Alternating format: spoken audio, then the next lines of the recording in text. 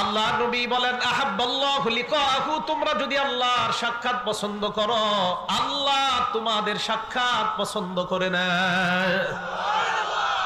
নবী বলেন আল্লাহ যদি কোন ইমানদারের সাক্ষাৎ পছন্দ করে নেয়, কিভাবে বুঝবেন?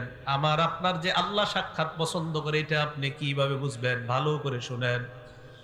এশার নামাজের আজান হয়ে যায়, ফ্যাক্টরির মধ্যে আমি কাজ করতেছি, আমার মন মসজিদের মধ্যে গিয়ে পড়ে থাকে, এর মানে হলো আমি আল্লাহর সাথে সাক্ষাৎ পছন্দ করি।